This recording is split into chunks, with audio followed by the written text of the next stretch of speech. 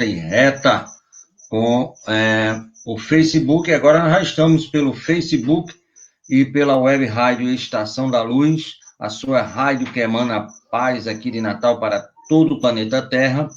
A Web Rádio Estação da Luz tem um apoio espiritual da Casa de Emanuel, do Pronto Socorro Espiritual Fabiano de Cristo, do Pronto Socorro Espiritual Maria do Pão, do Grupo Caritativo São Francisco de Assis e também do Movimento Espírita aqui do Rio Grande do Norte.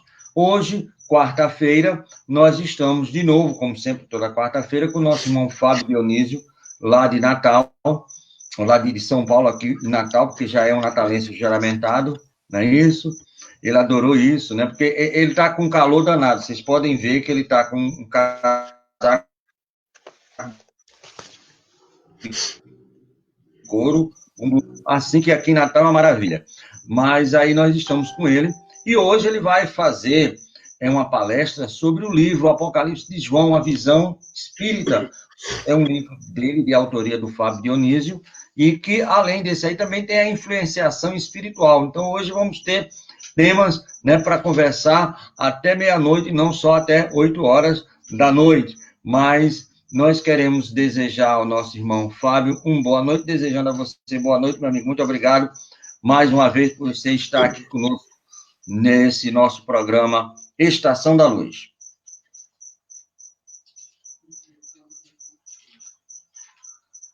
Muito obrigado.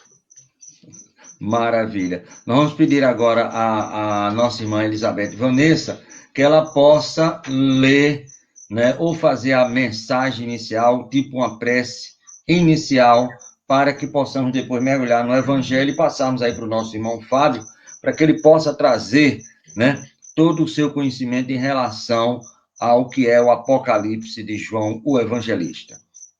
Por favor. Boa noite. A mensagem dada do livro Fonte Viva, de Emmanuel, por Chico Xavier, o item 83, avancemos além. Pelo que, deixando os rudimentos da doutrina do Cristo, prossigamos até a perfeição, não lançando de novo fundamentos do arrependimento de obras mortas. Paulo, Hebreus 6:1. Aceitar o poder de Jesus, guardar a certeza da própria ressurreição além da morte, reconforta-se ante os benefícios da crença. Constituem fase rudimentar no aprendizado do Evangelho. Praticar as lições recebidas, afeiçoando a elas nossas experiências pessoais de cada dia, representa o curso vivo e santificante. O aluno que não se retira dos exercícios no alfabeto nunca penetra o luminoso domínio mental dos grandes mestres. Não basta situar nossa alma no pórtico do templo e aí dobrar os joelhos reverentemente. É imprescindível resgatar aos caminhos vulgares e concretizar em nós mesmos os princípios da fé redentora, sublimando a vida comum. Que dizer do operário que somente visitasse a porta de sua oficina, louvando-lhe a grandeza, sem, contudo, dedicar-se ao trabalho que ela reclama? Que dizer do navio admiravelmente equipado que vivesse indefinidamente na praia sem navegar? Existem milhares de crentes da Boa Nova nessa lastimável posição de estacionamento. São quase sempre pessoas corretas em todos os rudimentos da doutrina do Cristo. Creem, adoram e consolam-se irrepressivelmente. Todavia não marcham para diante, no sentido de se tornarem mais sábias e mais nobres. Não sabem agir, nem lutar e nem sofrer, em se vendo sozinhas sob o ponto de vista humano. Precavendo-se contra semelhantes males, afirmou Paulo com profundo acerto: deixando os rudimentos da doutrina de Jesus, prossigamos até a perfeição, abstendo-nos de repetir muito arrependimentos, porque então não passaremos de autores de obras mortas. Evitemos, assim, a posição do aluno que estuda e jamais se harmoniza com a lição, recordando também que se o arrependimento é útil, de quando em quando, o arrepender-se a toda hora é sinal de teimosia e viciação. Maravilha, vê se está aí no Face. Muito obrigado a nossa irmã Elizabeth Vanessa.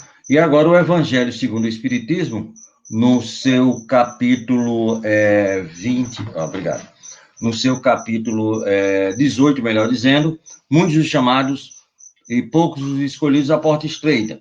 Está em Mateus 7, 13, 14. Entrai pela porta estreita, porque larga é a porta da perdição, e espaçoso o caminho que a ela conduz, e muitos são os que por ela entram. Quão pequena é a porta da vida, quão apertado o caminho que ela conduz, e quão poucos a encontrarão.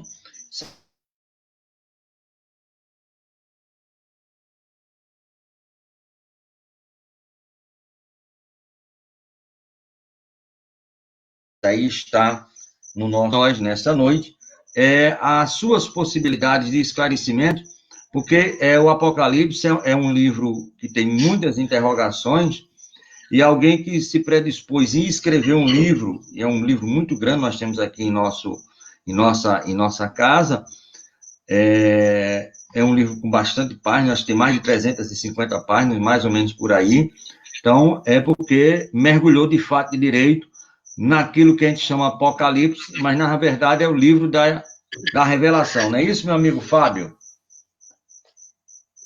Exatamente. Vocês estão me ouvindo direito? Maravilha, perfeito. Legal. Ao vivo e a cores, como dizia Flávio Cavalcante. Esse livro, ele surgiu por acaso. Eu queria... Alguém está com o microfone aí. Isso. Eu estou ouvindo o retorno. Então, eu não sei se eu comentei com vocês numa das quartas-feiras.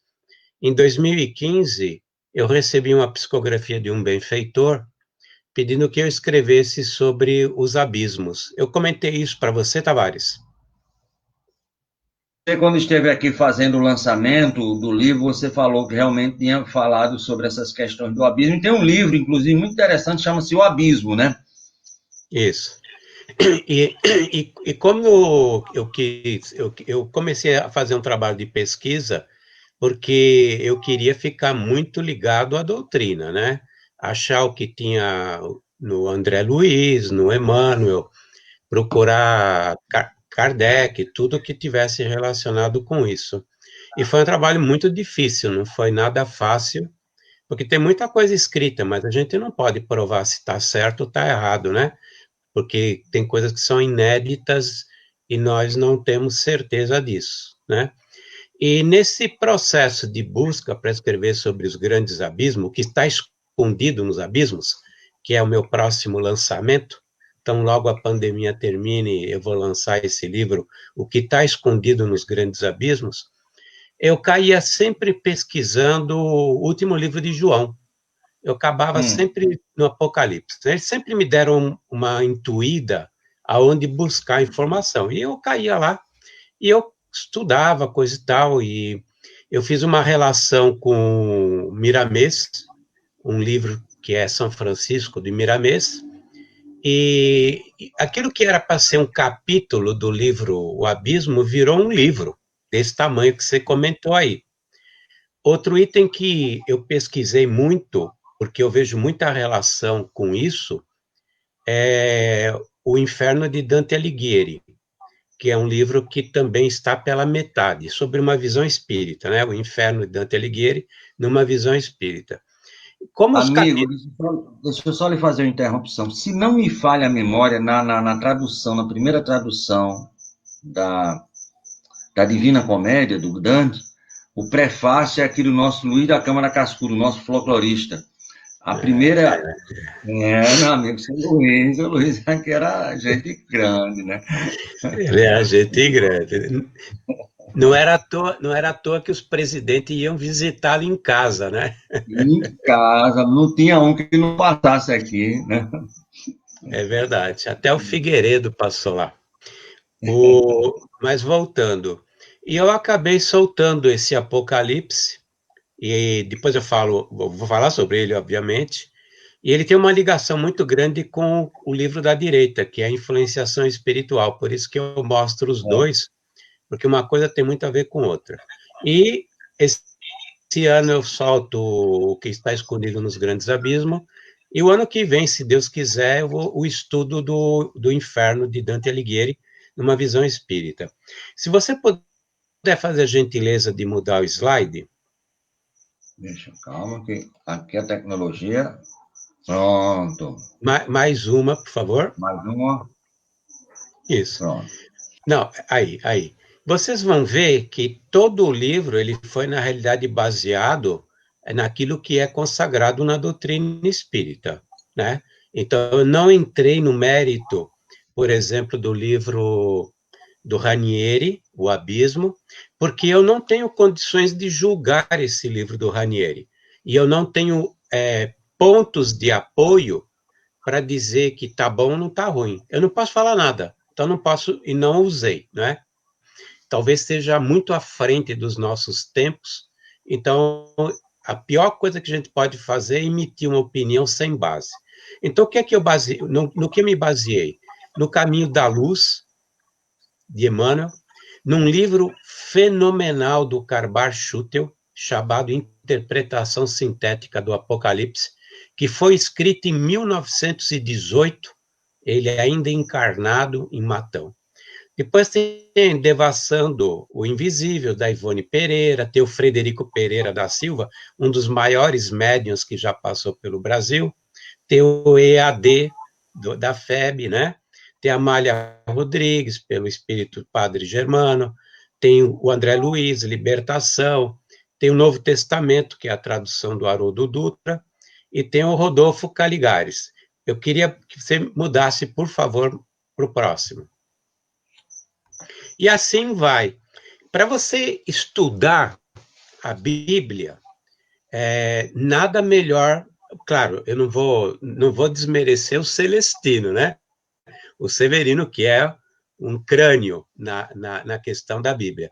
Mas eu me baseei muito no Antigo Testamento, porque tem uma relação muito grande com o Antigo Testamento, em evangélicos, presbiterianos, porque eles estudam muito o Antigo Testamento para a interpretação principalmente dos profetas. Então, na realidade, a base é essa desse livro. Nada que não seja relacionado com a doutrina. As interpretações bíblicas do Antigo Testamento, eu os peguei realmente através de presbiterianos. Na verdade, são presbiterianos que são considerados como grandes estudiosos do Antigo Testamento. Bom, eu queria que você voltasse ao primeiro slide, por favor. É isso aí? E então, você vê que a própria figura do livro, ele é do Gustave Doré, que fez todas as ilustrações do Inferno e do Paraíso e do Purgatório de Dante Alighieri, e que é usado... da Divina Comédia. Né? Da Divina Comédia, né? Da Divina Comédia. Divina Comédia. E, bom, o Apocalipse. Quando eu terminei o livro, eu lembro que um dos benfeitores me fez uma pergunta, porque ele sabia que eu ia fazer palestra sobre isso. O que é que você pretende com esse livro e as palestras? Para mim era muito claro. Eu não tenho nenhum objetivo apocalíptico, diríamos, né? De fazer estardalhaço para ganhar dinheiro vendendo livro, né? Tem muita gente que escreve sobre dragão, sobre bestas apocalípticas, sobre uma cacetada de coisas, com o objetivo, na realidade, de conseguir se inserir no mercado editorial. Na realidade, o Apocalipse, para mim, ele representou realmente uma revelação, mas uma revelação no sentido que é uma mensagem maravilhosa que Jesus passou para João. As pessoas, quando leem a palavra Apocalipse, ficam imaginando na destruição de 1/3 da Terra, uma estrela que cai e acaba com os oceanos, e assim por diante, né? Na verdade, não. O Apocalipse já começa pela própria etimologia da palavra, que significa revelação. Tanto que os presbiterianos traduzem por o livro da revelação. O Jesus, o nosso mestre Jesus, quando ele chamou João, João era um médium fantástico, né?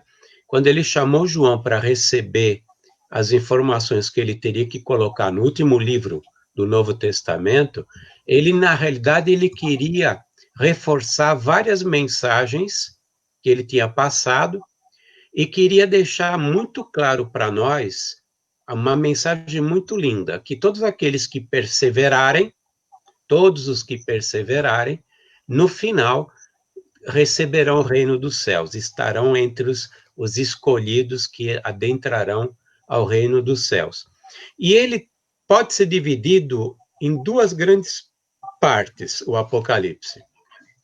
Ele pode ser dividido nas profecias, tudo aquilo que aconteceria no mundo cristão a partir daquele momento até os dias atuais em que nós vivemos, e também pode ser dividido nas coisas que estavam desandando, né?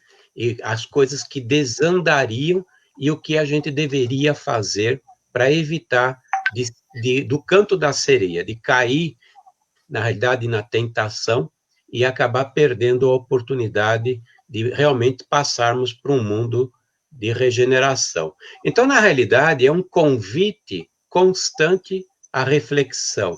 E, ao mesmo tempo, ele vai contando tudo aquilo que aconteceria. É mais fácil para nós entender o Apocalipse de João hoje, porque nós temos o passado.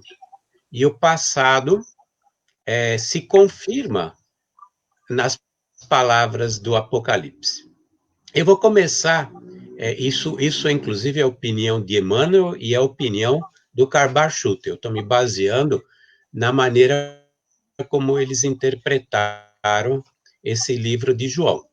Então, por exemplo, nós tivemos 7 grandes fases do cristianismo. Nós podemos dividir o cristianismo, desde o momento em que fomos considerados seguidores de Jesus. A palavra cristão veio no ano de 54 com Lucas, né? Mas antes mesmo nós já éramos seguidores do Cristo, seguidores de Jesus. E ele divide essas fases todas do cristianismo, a começar pelas 7 cartas que ele pede para João entregar às 7 igrejas. Então, João, ele comenta, na introdução do Apocalipse, fui arrebatado ao céu, era um dia santo, encontrava-me na ilha de Pátimos. Significa que devia ser entre 93 e 95, porque nessa época ele estava em retiro espiritual na ilha de Pátimos, né? Um pouco forçado, mas estava em retiro, né? Mas vamos lá. E quando ele fala, fui alçado ao céu, ele deixa claramente que ele, em desdobramento consciente, ele foi elevado a uma esfera espiritual da Terra acima da gente, né? E quando a gente pega o livro, as esferas, as cidades, aliás, um estudo do Nosso Lar, um estudo do livro Nosso Lar, da Egorina e do Chico, a gente vê que a Terra é dividida em 12 esferas, né? É uma classificação, pode ser diferente, o próprio Chico fala, é uma forma de dividir a cebola, mas pode ser usada. Então, nós temos as esferas espirituais que estão abaixo da crosta, onde se encontram os abismos, segundo Chico e a Egorina Cunha, Cidade do Além, né? Que é o nome do livro. E nós temos as esferas acima, temos os umbrais, depois temos a esfera das artes, né? Depois temos da união fraternal e depois temos a esfera máxima da Terra, que é das diretrizes planetárias, aonde eu acredito que o Ismael se encontra, já que ele é um dos dirigentes desse planeta. Então ele fala, eu fui alçado ao céu e eu vi um anjo de muita luz, cercado por 7 candelabros. E em cada candelabro havia um espírito de muita luz, né? Claro que tudo é alegórico, porque Jesus nunca deu de bandeja nada. Ele simplesmente falava em parábolas para que a gente fizesse o esforço de chegar à mensagem que ele queria passar. A única coisa que Jesus foi muito claro é com relação à moral. A moral ele não usava meias palavras, ele falava o que era correto e aquilo que era errado. Mas ele deixou muitos ensinamentos a respeito do mundo espiritual, do futuro, através de alegorias. E ele se baseava muito em figuras do Antigo Testamento. Por isso que eu falei do Antigo Testamento. Porque Jesus ele faz uma ligação do Antigo Testamento com o novo e com o futuro. No Apocalipse ele vai fazer a mesma coisa. Porque, na realidade, os profetas eram missionários de Jesus. Abraão é um missionário de Jesus. Moisés foi um missionário de Jesus. Os 10 grandes profetas e os profetas menores, todos eles foram enviados por Jesus. Óbvio que ele não estaria se contradizendo e ele queria mostrar para as pessoas que havia uma ligação de tudo aquilo que já tinha sido passado sobre o ponto de vista moral com aquilo que ele trouxe quando esteve aqui na Terra e com aquilo que valeria e deveria continuar daqui para frente até a gente entrar num novo mundo, mundo de regeneração. Então, ele faz muitos links, principalmente com Daniel, com Isaías e com Malaquias, no Apocalipse. João, ele era um expert no Antigo Testamento. Ele realmente conhecia, então ele pôde entender muitas coisas que Jesus quis passar. Mas Jesus dá a dica logo na introdução, no primeiro encontro. Fala para ele, queres entender o mistério dos 7 candelabros e os 7 espíritos? Né? E ele dá a dica, os 7 candelabros são as 7 igrejas, e esses espíritos são os responsáveis pelas 7 igrejas. Ele vai usar números que são considerados pelos judeus, na época dos hebreus, números que tinham conotações. Por exemplo, o 7 é um item da perfeição espiritual. O 12 era uma forma correta de se montar grupos, organizações. Você está me ouvindo ainda, Tavares? Estou ouvindo, eu não estou lhe vendo, mas estou ouvindo. Isso tem muito a ver com a cabala, né? Porque o hebreísmo, o judaísmo se baseava muito na cabala, né? Na questão dos números, né? Até Exatamente. hoje, né? Então, a dificuldade do Apocalipse é que você precisa do Antigo Testamento, você precisa de conhecimento bíblico para você fazer esse link. Mas quando você consegue esses links, tudo fica muito claro. Eu vou comentar umas cartas apenas, obviamente que o tempo aqui, isso aqui é um seminário, eu mudei a palavra do chart, mas isso era um seminário, tem 140 páginas esse seminário. E ele fala o seguinte, vá à igreja de Éfeso e entrega a carta ao espírito responsável pela igreja e diga a ele, né, diga à igreja, tu ainda fazes obras, mas perdestes o primeiro amor. Corrige-te enquanto é tempo, porque no dia do juízo, quando eu vier com o meu exército e separar as ovelhas dos cabritos, te encontres entre as ovelhas, para adentrares aos reinos do céu, e não entre os cabritos, que serão lançados nos vales onde haverá choro e ranger de dentes. Olha o que ele está sempre... Ele falou isso e ele vai repetir nas 7 cartas. Ele fala no dia do julgamento, que é essa mudança que nós vivemos. E ele fala em que nossa medida para entrarmos ou não nesse mundo melhor são as nossas obras. De acordo com as obras de cada um, sereis julgados e separados entre as ovelhas e os cabritos. Foi o que ele falou quando ele esteve entre nós. Existem 18 registros dessa frase na Bíblia, tanto no Antigo Testamento como no Novo Testamento. A cada um segundo suas obras. E ele vai falar no Apocalipse 7 vezes de novo que o critério de julgamento de cada um são as obras de cada um. Quando ele falou que se perdeu o primeiro amor, é porque na época de 93 a 95, já não se fazia tanta caridade como se fazia no começo da igreja, quando João, Tiago e Pedro tomaram a decisão de montar a Casa do Caminho, que eu acho que eu comentei com você alguns dias atrás, algumas semanas atrás. E por quê? Porque já estava se interessados, as pessoas estavam muito mais interessadas nas igrejas do que realmente naquilo que era a essência. Na segunda carta, que é a carta para Esmirna, que é outra igreja que já existia naquela época, ele vai e diz: vá à igreja de Esmirna e entrega a carta ao Espírito responsável e diga-lhe, né? Fazes poucas obras e perdestes a essência. Corrige-te enquanto é tempo, porque no dia que eu vier e separar as ovelhas dos cabritos de acordo com as obras de cada um, te encontres do lado correto, né? E ele vai falando isso. A segunda carta, na realidade, ele fala: perdestes a essência.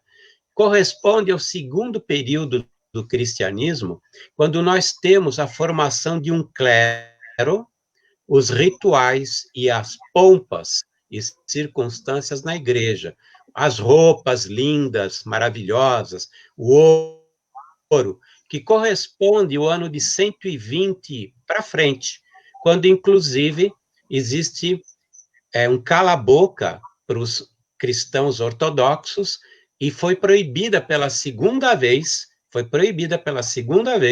qualquer manifestação mediúnica entre os cristãos.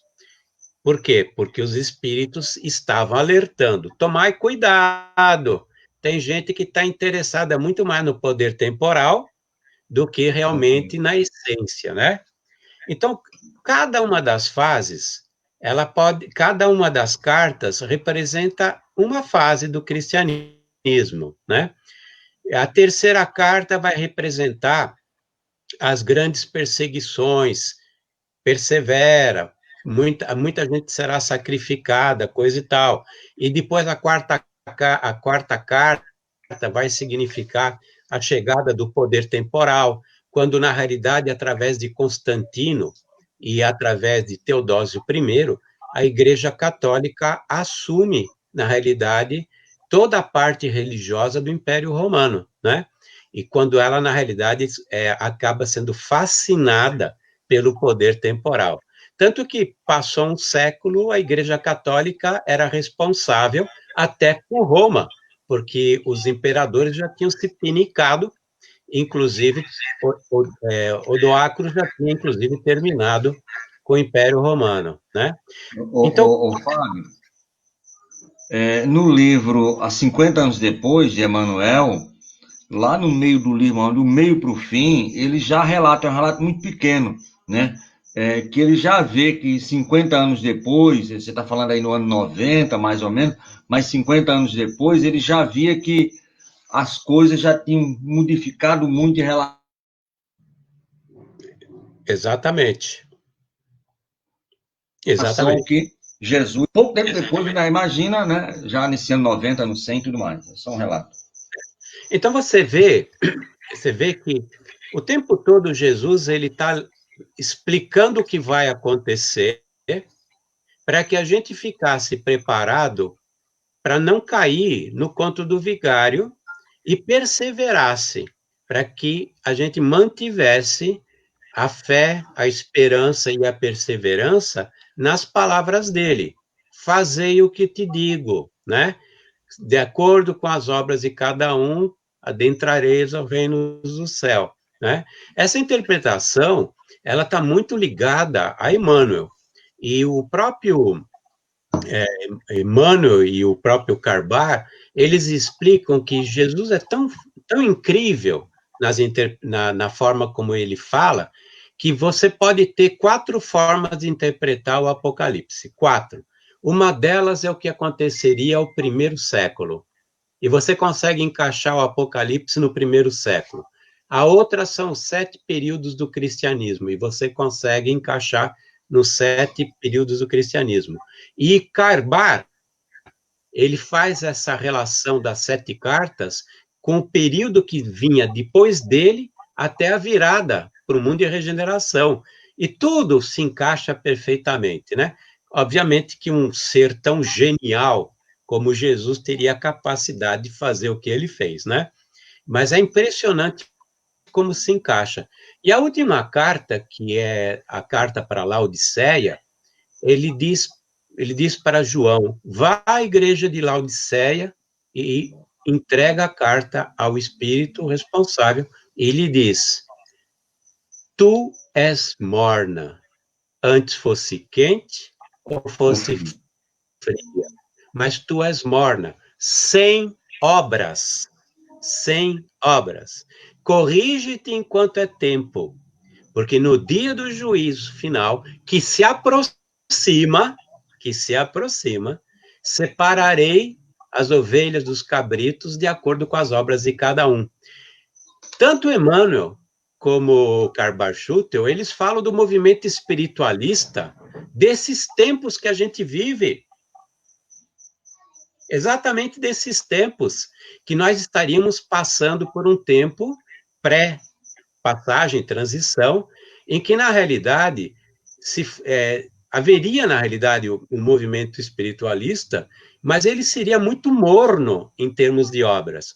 E eu já comentei isso quando estive em Natal ano passado e no ano retrasado, que quando você vê as obras que são realizadas pelos espiritualistas, e nós somos espiritualistas, nós somos espíritas, e, aliás, a maior parte dos espiritualistas são espíritas no Brasil, né? A gente vê muito pouca gente trabalhando, fazendo obras. A gente vê uma instituição inteira com... Eu vou contar do Sheila, porque eu vivo Sheila, né? Nós temos 2.000 pessoas que passam pelo Sheila e 70 tarefeiros que fazem trabalho no Sheila. E os outros? Estão fazendo o quê? Estão ocupando cadeira, estão assistindo palestra, estão tomando passe, mas eles não compreenderam, e é difícil as pessoas compreenderem e internalizar, que não é botando um crachá, não é tomando passe, não é assistindo palestra, que vai fazer alguma diferença no nosso futuro. Jesus deixa muito claro: eu sou a verdade, o caminho e a vida. E a única forma de chegarmos aos reinos dos céus é através da caridade, obras, de acordo com cada obra, as obras que nós fizermos, né? E Karbar, ele comenta que nós esfriaríamos nesses tempos, porque a comoção social é tão grande, e nós vivemos uma comoção social muito grande. Tudo bem, hoje está todo mundo falando de pandemia, Covid, coisa e tal, mas existe uma crise social, uma crise muito mais abrangente do que simplesmente uma doença. Nós temos um vazio existencial na maior parte da população desse planeta, nós temos ainda muita falta de caridade. Essa doença, Covid, veio da pobreza, veio da miséria de acordo com os benfeitores espirituais que existem em alguns povos asiáticos, né? E a gente vê o povo perdido, procurando, percebendo que o ter não preenche. Nunca tivemos índice de suicídios tão altos como agora, nunca, né? E vai se acelerar, vai piorar, de acordo com o que a estatística já está mostrando, né? Então, o Apocalipse, ele não vai falar em finais do mundo, em estrelas que caem, comoções que matam milhões de pessoas. Na realidade, o Apocalipse, ele alerta para uma grande dificuldade que viveríamos, porque chegaríamos à saturação dessa questão do ter com relação ao ser. A maior parte da população aposta suas fichas em algo que não traz felicidade e não traz futuro. E nós estamos passando um momento de crise muito sério, de questionamento, justamente porque o homem começou a perceber isso. Por isso que eu disse que o Apocalipse, na verdade, é uma belíssima uma mensagem que Jesus quis passar para todos nós, para que a gente tivesse fé, perseverança e continuasse na caridade. Exatamente os 3 elementos que Paulo percebeu e ele colocou lá na primeira carta aos Coríntios.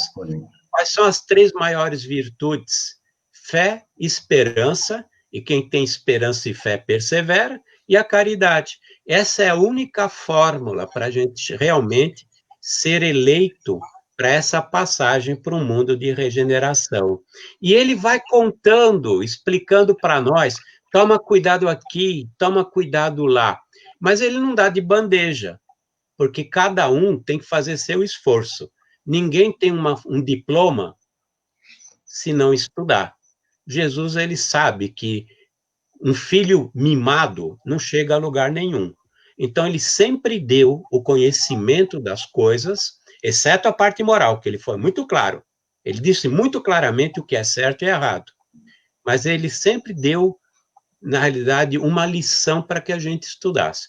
Quando eu fiz a minha primeira palestra a respeito do Apocalipse, quando eu lancei o livro, Tavares, o dirigente espírita, que era, na realidade, uma dirigente espírita, não quis assistir à palestra porque ela tinha pavor do Apocalipse. Do Apocalipse. Mas, olha bem, mas a dirigente pode ter pavor, mas o Sérgio fez uma pergunta, eu estou colocando aí para você, ele não tem muito pavor, não. É um cadeira cativa aqui de Pium, mora mal Paraná, porque Pium é um paraíso, né? Ele diz assim, já ouvi falar que muitas ou quase todas as predições, possivelmente do Apocalipse, já ocorreram, faltando poucas coisas para acontecer. Isto é verdade? Pelo que eu entendi aqui, como nós estamos falando de Apocalipse, né, ele está dizendo que as previsões que ocorreram, o que foram preditas no Apocalipse, muitas já ocorreram, basicamente quase todas, segundo essa informação que ele teve, e que restam poucas para acontecer. Nos seus estudos, nos seus afarrábios, você tem alguma coisa para esclarecer para o nosso irmão Sérgio, lá de Pium? Tenho sim, porque eu falei das cartas, que eu disse, dá para fazer um seminário aqui. Mas eu depois tenho os 7 selos. O livro dos 7 selos, que é o livro das profecias, ele vai em paralelo com cada uma das 7 cartas. Quando você faz uma relação do que acontece em cada período do cristianismo, você relaciona os 7 selos com os 7 períodos do cristianismo e com as 7 cartas. Então, quando a gente fala que está no último período, significa que 6 profecias, 6 selos, 6 selos do livro, 6 cartas já foram. Então, nós estamos na última fase, no 7º que está faltando. Maravilha. Tem uma outra pergunta aqui de Júnior, vou logo botar, porque já tem mais 2 perguntas aqui e aqui tem um teto, né? Porque depois tem que desmanchar alguma coisa. Ele pergunta aí, deixa eu ver o que é. Júnior de Nova Parnamirim, também ele fala o seguinte, os 144 mil, pode me explicar o porquê desse número? Isso. Né? De 144 mil. Se não me falha a velha memória, está no capítulo 7, e depois ele repete no capítulo 14. É interessante que isso também é número, né? Cabala também, né? 7, 14, né? 7 e 7. 7 e 7, e os 144 mil são as 12 tribos de Israel. Então, 12 vezes 12, acho que dá, se eu não tiver errado, e o Júnior também, parece que dá 144 mil, né? Seriam 12 mil de cada uma das 12 tribos de Israel. E aí, meu amigo, ainda Jesus arranja os 144 mil para levar, ou tá difícil de encontrar esse pessoal aqui? Jesus nunca falha. Ele vai levar a maioria. Pode ter certeza que ele vai levar a maioria, por bem ou por mal. Agora, voltamos aos 144 mil. Você precisa da base do Antigo Testamento e da cultura hebraica para entender esse número. Nós temos 2 números importantes aqui. 12, que é o número que você disse, que é a organização perfeita, que são os 12 apóstolos, 12 tribos de Israel, e assim por diante. Quando ele falou 12, 12, ele levou a perfeição. E quando ele usa a palavra, o número 1000, no sentido bíblico, isso acontece com os profetas também, 1000 é um número grande. 1000 tem na Cabala e tem junto aos profetas, ao Antigo Testamento, a conotação de algo que é muito grande. Então, quando ele fala 12 vezes 12 vezes 1000, ele está dizendo muita gente. Ele não está dizendo que são 12.000 de cada tribo.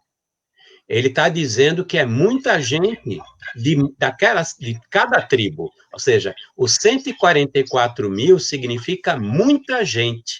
1000 de um número muito grande, 12 vezes 12, a perfeição da organização. Maravilha. Pronto. As perguntas que tem aqui, a gente vai fazer mais na frente. Eu queria que você continuasse, porque são basicamente, tem duas perguntas aqui, uma da Cristina, que é basicamente perguntando também sobre a questão dos 144.000, né?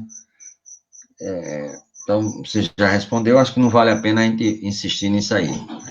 Quando chegar mais perguntas, a gente faz. Perfeito. Com relação às profecias, veja bem que, vamos pegar a besta apocalíptica e o dragão, certo? Lá no capítulo 12 está escrito assim: um anjo desceu do céu com a chave a chave do abismo e uma corrente. Aprisionou Satanás, o diabo. Ele usa 3 ou 4 expressões, né, para dizer espíritos, na realidade, muito atrasados, e eles ficariam presos por 1000 anos. E depois seriam soltos por um pouco de tempo. Depois eles seriam aprisionados de novo, né? O sentido desse 1000, ele volta, desses 1000 anos, ele volta, por exemplo, em Miramês, no livro Francisco de Assis. Miramês, ele explica que para a chegada de Jesus aqui João na Nunes Terra... Maia, o espírito é Miramês, mas o médio é o João Nunes Maia, não é isso? Exatamente. Exatamente. João Nunes Maia e o espírito Miramês.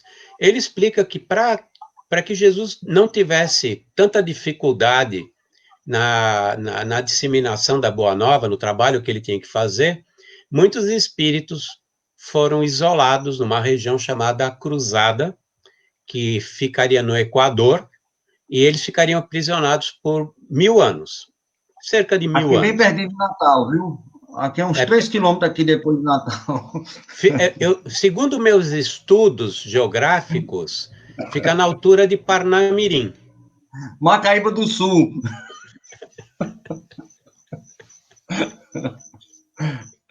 É por isso que você está aí, por isso que o Jacó está aí. Todos aí. Essa turma boa. Mas aí, por 1000 anos, lá na cidade da Cruzada, né, para a gente não perder o fio da Exatamente.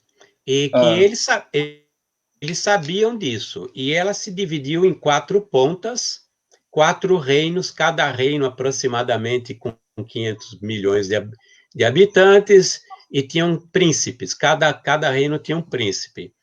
Quando você pega esse sentido dos 1000 anos, do aprisionamento, né, e a gente faz uma relação com a história da igreja, nós entramos depois de 1000 anos, nós estamos entrando na pior fase conhecida da história da cristandade, certo? É a gente voltando. É a gente voltando. E olha o nome que eles dão para a pior coisa que aconteceu na Terra relacionada à igreja: as cruzadas. Olha a relação da cidade, nome, e as cruzadas. Quando Pedro Eremita, ele brada o início da primeira grande cruzada, na realidade não é considerado historicamente, na história universal, como a primeira cruzada, mas foi a primeira tentativa. E nós estamos no ano de 1095, ou seja, 1000 anos depois, exatamente 1000 anos depois. Esse pessoal todo tinha sido aprisionado por quê? Porque era super materialista, super autoritário, eles não mediam o que faziam. Quando eles voltaram, o que eles vieram fazer? Carpinar o jardim dos outros? Não, vieram para pegar o poder de novo. Onde é que estava o poder? O poder estava na igreja e nos reinos feudais. Onde é que eles foram? Eles foram ser senhores feudais, foram ser papas, cardeais, bispos e assim por diante. Por isso que a igreja, e aquele período do feudalismo, é o período mais negro conhecido na história da humanidade, né? Logo em seguida, vem o quê? As Inquisições. Emmanuel, com a sua sutileza, ele diz, ele já diz assim, já eram espíritos melhorados. Já eram espíritos melhorados, né? E nós vamos ter, na realidade, o que eles estão fazendo, o que eles vieram fazer aqui. Primeiro, buscar o poder. Aonde é que eles assenhoraram o poder? Na igreja. E eles fizeram com o quê? Com os ensinamentos de Jesus. Deturbaram tudo. Então, eles são o dragão que desceu à terra e foi contra a boa mulher, porque queria persegui-la, a boa mulher. A boa mulher, segundo Karbar, segundo Emmanuel, não é a igreja, é a religião, a boa religião. E essa boa mulher, ela foi retirada e foi levada para o deserto. E o dragão ficou tão louco da vida que vomitou água para matá-la, né? Para que ela morresse afogada. Mas a terra engoliu a água. Olha só. A terra engoliu a água. E ela, durante aproximadamente 1000 anos, ficou protegida. Quando você pensa nos pais da igreja, nos doutores da igreja, quando você pensa em todos esses missionários que ficaram aguardando o momento de voltar através do Consolador prometido, nós temos 1000 anos de novo. 1000 anos que se restabelece a verdade com a chegada da doutrina, né? Isso está contado numa das cartas e está contado num dos selos, na abertura dos selos, né? Por exemplo, esse número apocalíptico, né? A besta apocalíptica, 666. Emmanuel dá de bandeja no Caminho da Luz. É só você pegar o livro Caminho da Luz, você tem interpretação correta. Quando começa o domínio realmente papal?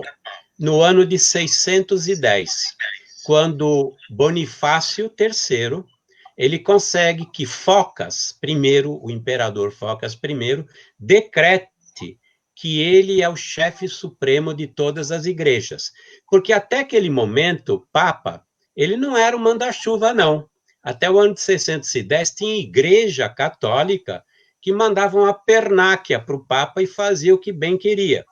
Então, o Papa queria consolidar seu poder, convence Focas a soltar um decreto, e ele recebe 3 títulos, que em latim dizem mais ou menos o seguinte: chefe de todo o clero, primeira frase. Segunda, representante único de Deus aqui na Terra. Terceira frase, representante único de Jesus aqui na Terra. Isso é uma tradução não literal, mas é exatamente o significado das palavras. E o Emmanuel explica que se você pegar todos os algarismos romanos, números romanos, das 3 frases, cada uma delas soma 666. Então, a besta apocalíptica, a representação da besta apocalíptica é o alto clero da igreja, que durante 42 dias, que vão representar, segundo também uma alegoria hebraica, que usava um dia para representar um ano no Antigo Testamento, vão representar 1260 dias de domínio absoluto da besta. Quando você pega o ano de 610 e soma 1260, nós chegamos no ano de 1870, que foi quando acabou o império da Igreja Católica.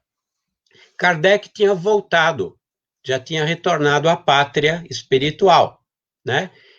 Logo em seguida, a França decide entrar em guerra com a Prússia, a França era muito superior à Prússia, mas ela perde essa guerra em meses.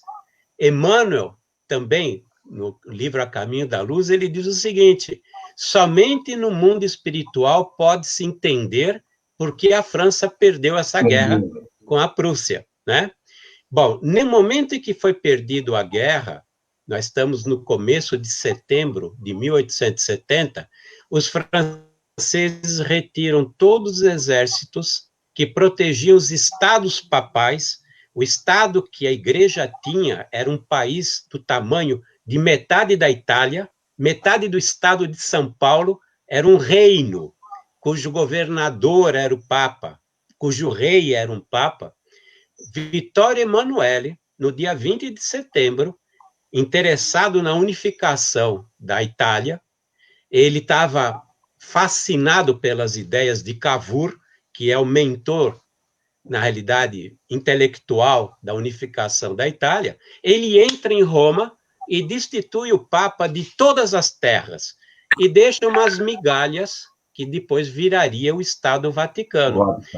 A besta foi retirada do cenário político, que era necessário. Você imagina o que aconteceria com o espiritismo pós-Kardec? Kardec ainda conseguia manter uma certa união entre os espíritas, mas ele já tinha dificuldades com os espíritas naquela época, tanto que ele fala, o maior inimigo do espiritismo não está fora, está dentro do espiritismo, né? Então, era necessário, de acordo com o projeto de Jesus, que a besta se retirasse para que a difusão do espiritismo não fosse novamente prejudicada pelo ataque que a igreja faria e não teríamos mais Kardec, né? Então, olha quantas coisas você consegue relacionar que estão no Apocalipse, porque eu usei números do Apocalipse, usei situações do Apocalipse, muito bem interpretadas por Emmanuel, né? Muito bem interpretadas por Carbar, e você vai fazendo os links, tudo. Mas a besta, ela foi retirada, ela voltou, o dragão voltou ao mundo espiritual, e consta do Apocalipse que ele seria retirado da Terra. Seria retirado da Terra e iria para onde? Para o mundo espiritual. Obviamente, para regiões trevosas, umbrais e assim por diante. Mas eles não pararam. Eles não pararam, porque logo em seguida começam movimentos que levam à Primeira Guerra Mundial. A Primeira Guerra Mundial aconteceu aonde? Exatamente no centro onde existia o espiritismo. França, Inglaterra, Alemanha um pouco e a Itália, porque a parte da ciência coube à Itália. O Bolzano, vários cientistas italianos que fizeram trabalhos ligados à parte científica do espiritismo, né? Mas eles, obviamente, não conseguiram, porque Jesus nunca falha, nunca ninguém vai conseguir dominar esse planeta, né? E eles perderam essa guerra. Logo em seguida vem o quê? A Segunda Guerra Mundial. O Miramês, através do João Nunes Maia, comenta que o último príncipe da última cidade das Cruzadas foi Adolf Hitler. Pensa no Adolf Hitler, qual foi o símbolo que ele usou na Alemanha? A suástica, que é uma cruz. E o Miramês, ele comenta que ele dominava o reino espiritual e dominava a Alemanha porque a força dele era tão grande, as pessoas ficavam tão fascinadas por ele, porque ele tinha um magnetismo tão enorme. Vocês podem perguntar isso para o Jacó, que ele vai explicar direitinho o que significa isso, que ele, ao mesmo tempo, ele comandava o seu exército aqui e comandava a cidade lá. Ele entrava em transe mediúnico, né? Por quê? Ele queria dominar a Terra, ele veio com o objetivo de dominar o planeta ou arrasar com o planeta. Esse era o grande objetivo dele. Novamente, Jesus, com toda a sua infinita paciência, ele deixa que os espíritos cometam os erros que acabam sendo, na realidade, o próprio cadafalso, né? Novamente, Adolf Hitler comete o erro que Napoleão tinha cometido, que o Alexandre tinha cometido, e assim por diante, né? Ninguém aprende, graças a Deus, né? Então, eles foram retirados. Você, quando estuda o Apocalipse, e quando você estuda a história do cristianismo, e você tem uma base do espiritismo, baseado nesses livros que eu comentei, Brasil, Coração do Mundo, Pátria do Evangelho, porque eu não citei, mas tem muita coisa lá também que ajuda, o A Caminho da Luz, de Emmanuel, o Karbar Schutel, com os livros fantásticos que ele escreveu, você liga tudo e chega a entender perfeitamente esse livro, mas precisa de um certo domínio bíblico para poder entender os símbolos que nós temos, as 4 bestas apocalípticas, as 4 animais apocalípticos. Estão em Daniel. Os 4 animais de Apocalipse estão em Daniel. Então você precisa fazer esse link. Dá um trabalho, mas você consegue chegar lá. E nosso irmão Júnior quer lhe dar trabalho também. Ele pergunta de novo, né? Júnior de Parnamirim. No último, deve ser capítulo, né? Do Apocalipse. Deve estar estudando isso, deve ser o capítulo, né? Bota as coisas direito, pelo amor de Deus, porque a gente fica aqui para adivinhar. Jesus Não, diz. Já é isso mesmo. Jesus disse que quem tirar, realmente, um capítulo lá do Apocalipse, acho que é o 22, 21, se não me falha a velha memória. Jesus disse que quem tirar e quem colocar alguma coisa do livro será castigado. E aí, Júnior quer saber se isso vai ocorrer, se a gente tirou muito, botou pouco. Deve ser essas perguntas aí. Não, é boa.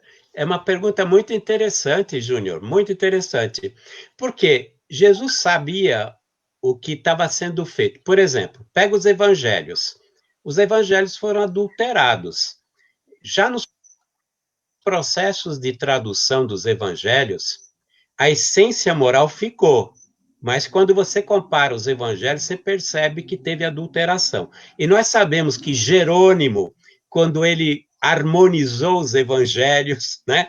Quando as pessoas andaram trabalhando nesses documentos, eles fizeram alterações, né? Tanto que o Haroldo Dutra teve um trabalho danado para ele vir traduzindo lá da língua mater, né? Para chegar no evangelho mais puro. O Celestino, o grande Celestino Severino, ele também fez esse trabalho, né? Tem livros fantásticos dele para mostrar essas adulterações. Então ele dá um toque para João. João, avisa que se alguém mexer em tudo que eu falei no Apocalipse, vai se ver comigo.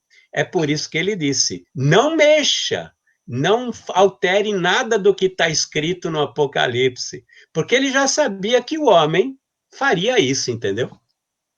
Mas olhe bem, o Apocalipse é um livro tão fácil. Tem um amigo nosso, que ele, perdoe eu fazer assim, essa intervenção, Rogério Almeida, João Vailan, que diz assim, o livro do Apocalipse, que lê de forma errada, mas o livro do Apocalipse é um filme de Hollywood com final feliz. Na época ele usou o E o Vento Levou. Hoje a gente poderia usar assim o Titanic. O Vento Levou, só que tem aquele final triste, um final feliz. Ou a gente poderia dizer assim, o livro, é o Titanic, sem o Titanic ter afundado, ou então ter morrido tanta gente, os barcos todinhos. É o Apocalipse. Mas eu acho que é por isso que ninguém muda, porque a gente quer ler com os nossos olhos e fica difícil de mudar, né?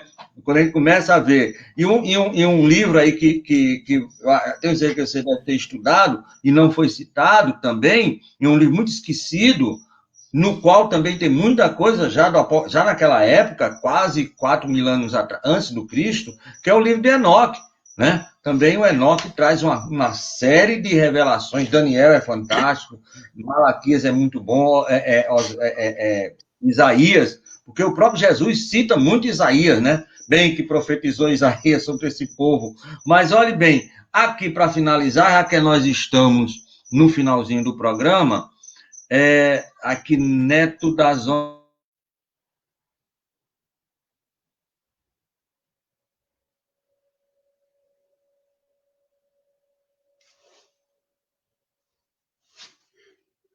Norte, eu acho que Pardas, Mas a besta não está aqui de novo? Você escutou? Não, não. A besta apocalíptica, ela já foi retirada.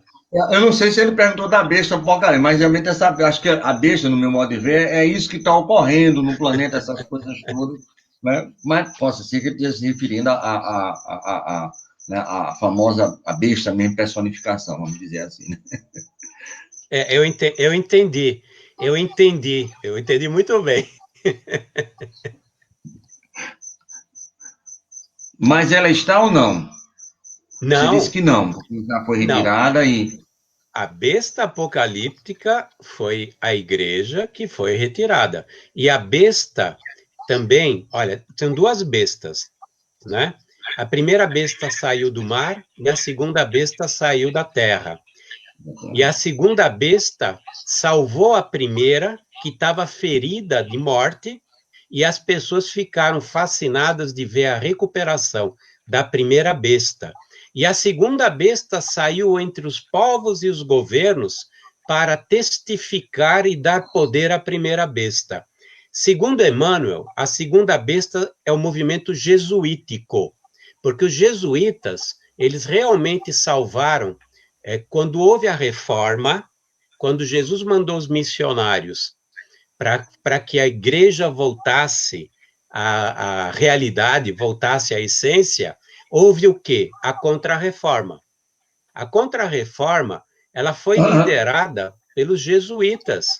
Os jesuítas, eles faziam o trabalho de transitar entre o poder e dar poder à própria igreja. E os jesuítas também foram retirados. Flávio, só um momentinho. Você ainda vai precisar desse PowerPoint que eu vou querer substituir pelo meu, pode ser?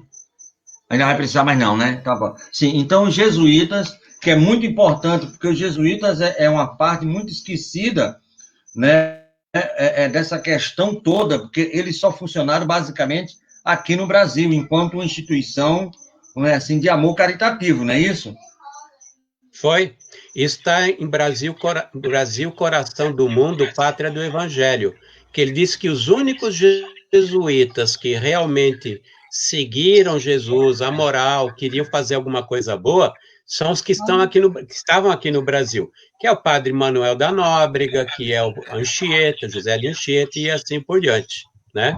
Então, os jesuítas, eles representam, segundo Emmanuel, a segunda besta. E os jesuítas também não existem mais. Existem, sim, jesuítas, mas não como segunda besta responsável por algo ruim, porque a igreja, na verdade, não está fazendo nada de ruim atualmente. Nós temos que entender que, apesar de ela não ter se adjourned, como diz os americanos, não ter se atualizado em conceitos, você pega o Papa é uma excelente pessoa, né? Tem muita gente boa.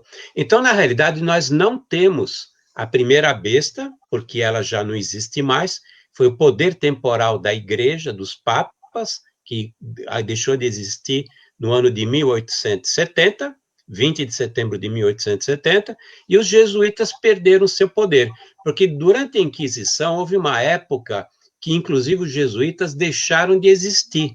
A igreja, eu não lembro mais o nome do Papa, mas ele simplesmente foi um Gregório, eu acho que era Gregório IX, eu não lembro exatamente o número dele, ele canetou e disse... É o mesmo Gregório, desculpa, posso ser que eu esteja equivocado, mas o mesmo Gregório que consta no livro do Libertação, da Cidade Estranha. Possivelmente, pode estar muito enganado, mas possivelmente é o mesmo. E aí acaba o movimento jesuíta. Quando ele voltou, o movimento dos jesuítas, ele já era um movimento religioso, não tinha mais poder temporal. Isso em palavras de Emmanuel. Emmanuel, ele fala que não tinha mais poder algum, né? Então, na realidade, quando a gente fala em besta, eu vou pegar o Demarque, vocês devem conhecer o Antônio Demarque. No livro que ele falou da Nova Jerusalém, ele diz: nós podemos comparar a televisão atual a uma nova besta, porque, na realidade, boa parte da televisão, boa parte, não toda, ela procura fazer o quê? Destruir a célula-mãe da sociedade.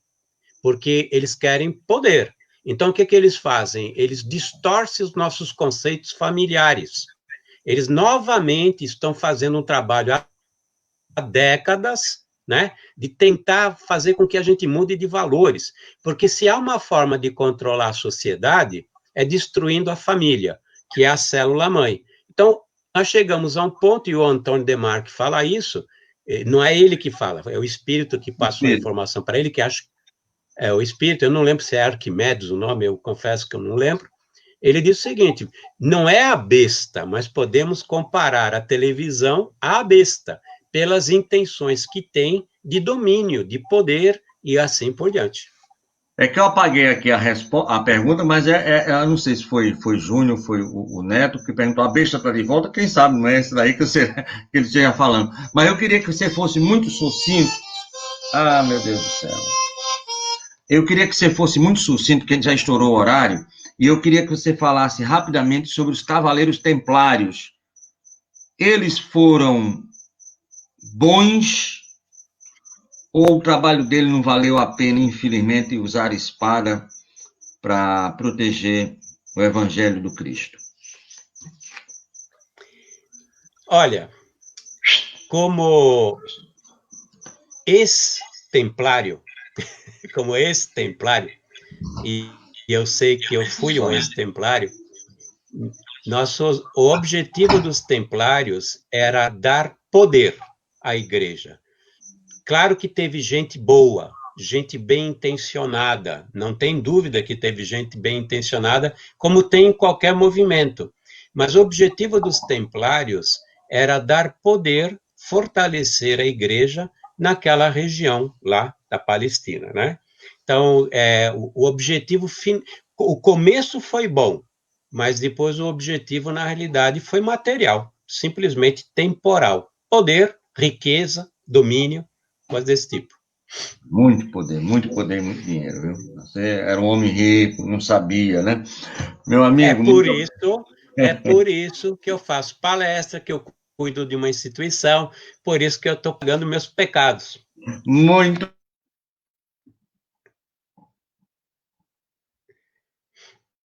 bem, meu amigo. E nós estávamos um dia reunidos e a gente vibrou, vamos assim, porque a gente tinha acabado de ler Francisco de Assis e os 2 milhões que tinham sido exilados lá na cidade. E é impressionante, quando chegaram lá, era piche. Parece que 100 anos depois já era tudo asfaltado com ar-condicionado, direção hidráulica, aquela coisa que você vê. Né? E alguém falou assim: olha, você fez isso, e esse seu caba safado aqui do lado era da mesma laia. Aí ele disse assim: a gente não estava entre os 2 milhões, não. Senão, disse, que maravilha! Porque os 2 milhões, esses eram os ruins. Os que mataram Jesus eram os bonzinhos que ficaram aqui na Terra, né? Para ficar bem entendido, segundo o livro. Segundo não, a realidade do livro Francisco de Assis, de João Nunes Maia. Mas eu quero agradecer a você. A gente vai agora para os nossos avisos e a gente volta em seguida para fazer o Zé do encerramento. Deixa eu botar aqui, deixa eu trazer para cá. Então, a gente quer lembrar que toda segunda e sexta, nosso irmão Amadeu Ferreira está aqui conosco, na Web Rádio Estação da Luz, com o programa Nos Domínios da Mediunidade. Né? Isso toda segunda e toda sexta. Nas terças-feiras, nosso irmão Nertan Jucá faz o programa, terças e quintas, ele faz o programa aqui com a gente, conversando sobre o Espiritismo. Tá Dodói, meu amigo, foi ex-gladiador, quebrou muita gente nas costelas. Então, amigo, ele é um ciborgue. Aí tá Dodói essa semana, não pôde vir na terça e amanhã também não vem. Por isso, nós chamamos, né, do alto clero da nossa casa aqui, espírita, Casa de Caridade Chico Xavier, aqui de Natal, nosso irmão Alexandre Santos, que vai falar amanhã, a partir das 8 horas, sobre a vida e a obra de Francisco de Paula Cândido, como diz um amigo nosso, vulgo Chico Xavier. Também queremos convidar para vocês, estreou terça-feira passada e amanhã nós temos de novo às 14 horas, terças, quintas e sábados, às 14 horas, o programa eco de além-túmulo. E o meu amigo Fábio vai dizendo assim, mas eco tá meio errado, e além-túmulo é porque é do jeito que, ó, Luiz Olímpio Teles de Menezes, o primeiro jornal espírita, lá no ano de 1868, é o primeiro jornal sobre o espiritismo, sobre a doutrina espírita. Então, falamos essa terça-feira sobre as grandes personagens. Você citou dois aí, citou o Caiabá e o Caiabá e o menino de Alagoas, que eu esqueço o nome agora, daqui a pouco eu me lembro. Luiz, me esqueci, me perdoe. Então, o programa de amanhã vai ser, de novo, sobre a turma da primeira hora do Espiritismo, né? Hoje, esse rapaz aí, que vocês estão vendo, falou muito bem sobre Apocalipse. Nunca ouvi alguém falar tão bem sobre o Apocalipse. Todo mundo só fala mal do Apocalipse, fala de bem. Esse é um arretado mesmo. Amanhã nós teremos o nosso irmão Eduardo César, lá de Lisboa, Portugal, que vai falar a arte nas obras de André Luiz. E aqui de Natal, o grupo de arte Persona e Arena, José Vieira, Heloísa Cabral e Sandro Saraiva vão estar aqui declamando para nós. E a Heloísa Cabral, além de ser artista espírita, é evangelizadora, nas horas vagas é nossa filha, desde pequenininha. Na sexta vai ser o nosso irmão Délcio, lá de São Paulo, aí do Centro Espírita Aprendizes do Evangelho, lá de Guaianazes. Só que na hora eu terminei tirando, mas Décio vai aqui falar conosco. No sábado, a nossa irmã, que esteve aqui na segunda-feira, a Luísa Martiletto, lá de Las Vegas, do Las Vegas Christian Spirit Center, vai estar falando sobre 2 livros de autoria dela, a Abençoada Gravidez e a Evangelização para Criança. E ela volta no domingo, último dia de maio, ela vai falar como é o espiritismo, o movimento espírita lá nas terras do tio Sam. Na segunda-feira, nós teremos o nosso irmão Alexandre Mombessa. Você conhece esse rapaz, menino? Hein, seu Dionísio? Não, não conheço, não. Já ouvi falar, mas não conheço. É lá do Centro Espírita Jesus de Nazaré, de Divinópolis, lá de Minas Gerais. Ele vai vir falar sobre o livro dele, O Desencarne. Isso na segunda-feira, dia 1º. E no dia 2, terça-feira, nosso irmão Max Melo, filho de Jacó Melo, desde pequenininho, e neto de Dona Dagmar Melo e de seu José Melo, né? Vai estar falando aqui sobre a Casa Espírita Bom Samaritano. Ô, Fábio, essa Casa Espírita é criação desses meninos, são rapazes, na faixa de 40 anos, quase todos eles. Esse trabalho tem quase 20 anos, então eles estavam com 20 anos quando começou, e é um trabalho muito interessante. Eles pegam os moradores de rua, trazem para dentro da casa, o bom samaritano, aí o cara toma um banho, com shampoo, sabonete, com a roupinha usada que o pessoal lá doa, ele faz a troca, né? Corta cabelo, quando é o dia de corte de cabelo, tem munguzá, tem cuscuz, evangelho. Então é um trabalho muito bonito que eles fazem lá, uma turma jovem, né? Aqui de Natal, com o bom samaritano, junto, lógico, dona Edilene, que é a mãe, inclusive, do Max Melo. Na quinta-feira, nós teremos o Mário Manzin, aí do Centro Espírita Joana de Ângeles, né, de Ubatuba, São Paulo, né? Ele vai vir falar sobre 2 livros dele aí, né? Galileus Augusto e a Abadia da Saragoza, se não me falha a velha memória. Esse você também conhece? Hein, Conheço. Fábio? Esse eu conheço, muito bom. Eu sei que você conhece, muito bem, né? Seu amigo de longas datas, muito bem. Na sexta-feira nós teremos a nossa irmã Cristina Santos, lá do Núcleo Espírita Alta de Souza, Recife, falando sobre a terapias de vidas passadas. E teremos também o nosso irmão Jader Cael, lá do Aprendiz do Evangelho de Guaianazes, que ele vai fazer um estudo aqui conosco no sábado. E no domingo, de novo, fechando a nossa semana mais uma vez, o nosso irmão Gerson de Oliveira, lá de Salvador, vai estar terminando o estudo que ele começou domingo passado, Aconteceu na Casa Espírita, que é o livro Aconteceu na Casa Espírita. E na segunda-feira, dia 8/6, nosso irmão Jomar Moraes, um jornalista espírita, e no caso do Planeta Zap, do Grupo Sapsen, vai estar aqui conosco falando sobre os seus livros, sobre a Lei do Silêncio, que é um trabalho que ele faz aqui muito bonito, e Tata Mello, lá do Grupo Espírita Cantinho de Luz, há 17 anos, lá em Salem, Massachusetts, vai estar aqui com a gente falando sobre fora da caridade não há salvação.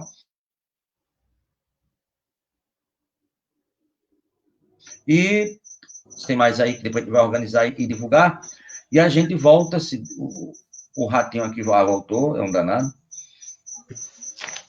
Estamos aí de novo com você. Meu amigo, eu sou par, você é ímpar. Você faz a prece ou eu faço? Você faz. Muito bem. Então, eu quero agradecer em nome de Jesus a possibilidade imensa de termos iniciado esse trabalho de manhãzinha cedo lá no Grupo Caritativo São Francisco de Assis e terminarmos agora com o nosso irmão Fábio Dionísio aqui no programa Estação da Luz, e daqui a pouco estaremos voltando para o Grupo Caritativo Francisco de Assis para fazermos outro estudo. Muito obrigado, Pai, por todos esses ensinamentos, esses esclarecimentos que o nosso irmão trouxe para todos nós, que possamos levar em conta esse esclarecimento para colocar na nossa conta e para que possamos, de fato e de direito, começarmos a iniciar aqui aquilo que o Cristo nos trouxe, que é a modificação interior através do amor. Permite, Senhor,